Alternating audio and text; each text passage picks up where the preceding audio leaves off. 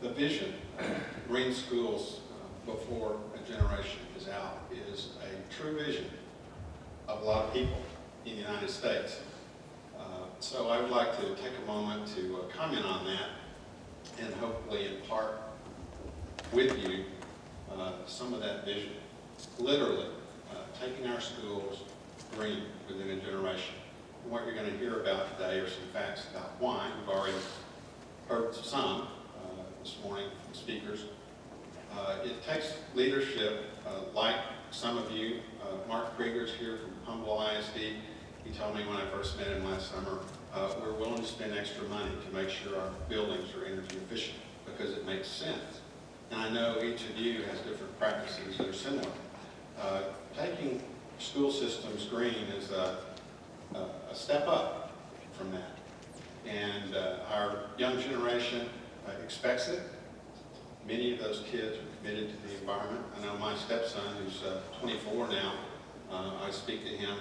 It's one of the few things that I can talk to him about, if you know what I mean. But he's willing to sit down and talk about some things, and this is one of them.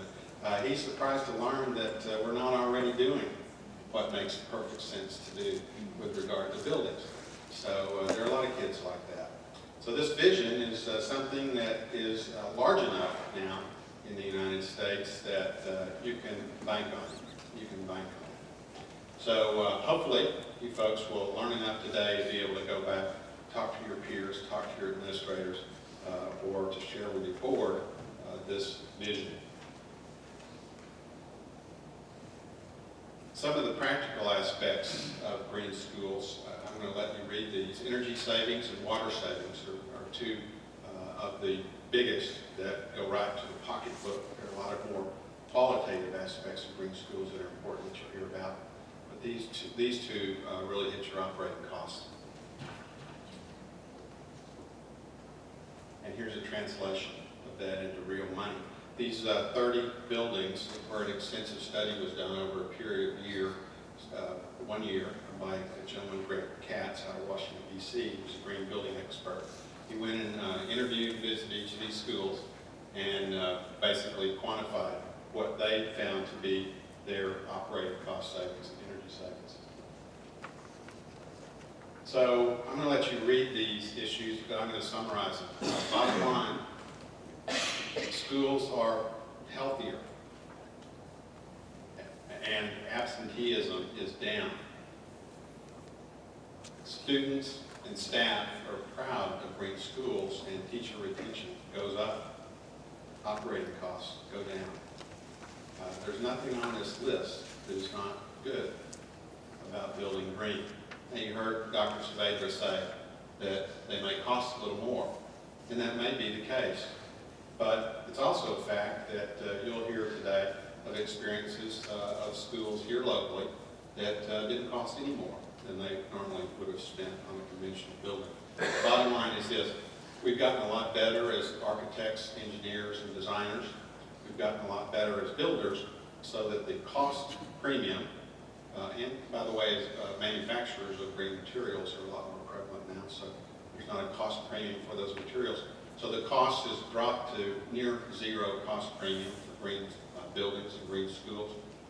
But it depends on your design. You can design a Cadillac, or you can design a practical building. One of the messages that I want to leave with you is that you're not blazing a new trail with green schools. There's probably more documentation about green schools than any other type of building. If you go on to Google and you type in green schools, you'll be there for days, reading all the literature that's available, from design guides to case studies to pictures to stories. It's just amazing how much information is available, some dating back many years, and started in California and then in Massachusetts. So these LEED certified and LEED registered schools, let me distinguish what those mean. LEED is a process of basically auditing the design and construction process. You register a building for LEED certification. That is, you notify USGBC that you intend to go for LEED certification, and you notify them about how you intend to do it, for example, conserving energy. So there are very explicit forms of documentation that you submit. It's audited by USGBC, and then you're certified. So we have 66 certified LEED schools, and we have 503 that are registered, have put USGBC on notice that they want to become certified. Now, this is not a huge number of schools, given the number of schools in the United States, but it's not a dozen either. And the point is that there is a large commitment and a growing commitment to green schools occurring every day. So what I want to do is give you some photographs to help you see what a few green schools look like. And each of these have, some of these, not all, but some have information about what they achieved in their LEED certification. So 25% energy savings, 34% water savings, and 84% waste diverted. What waste diverted means is during the construction process, the construction waste is segregated into recyclable materials versus materials that have to go to the dump. So wood, concrete, or glass are three forms of materials that are able to be recycled and kept out of the landfill or diverted. And it turns out that buildings are about 40% of our landfill. Now, we got lots of land in Houston, and filling up a landfill is pretty cheap. In Portland, Oregon, they have to ship their waste 100 miles. 100 miles. You can imagine the cost of doing that. So obviously the city council there has put in place some very, very rigorous requirements for diverting waste from landfill. And it will get that way in Houston one day. So this particular school is in New Jersey. Another one, you notice in both of these the prevalence of daylight. Daylight is one thing that's focused on, as well as acoustic performance of schools. And what daylight means, in essence, is a more pleasing environment, B, fewer lights that burn electricity, and C, a smaller air conditioning system.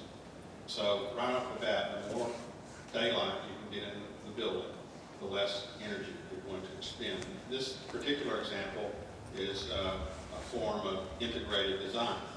One type of system, windows, affects lighting systems and affects the air conditioning system. So they're designed in an integrated fashion with the desire to save energy. And usually, most studies show that about 25 to 28% savings with an integrated design approach for those three elements.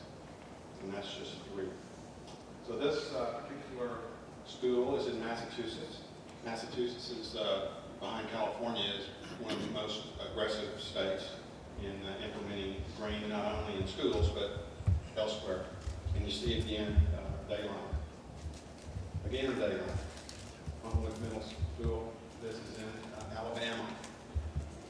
So I really like Alabama. I work for a company out in Huntsville, and I was surprised to learn how progressive the state is.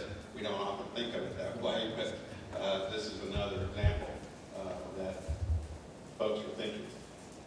Fossil Ridge High School, Fort Collins, Colorado. You see solar collectors, photovoltaics. These are generating electricity straight from the sun. We haven't seen a slide yet that doesn't have daylight. This is in New Mexico. And here at Columbia Resort. So all of those examples. You'll hear more about that school later. These are just a few others that I picked up along the way. All of them are green schools. And, daylight is prevalent, but the facade is really neat. And then the kids here at the bottom right are up looking at the solar panels that were installed. And more examples. The one on the lower left, they took green to the ultimate. It was actually green. So the Galveston Houston Area Council and the USGBC here in Houston are here to support you in any way we can. And so feel free to ask questions of us after today is over. And then later today we'll have a panel discussion. We'll have an opportunity to ask questions of some of our participants. Thank you very much for coming today.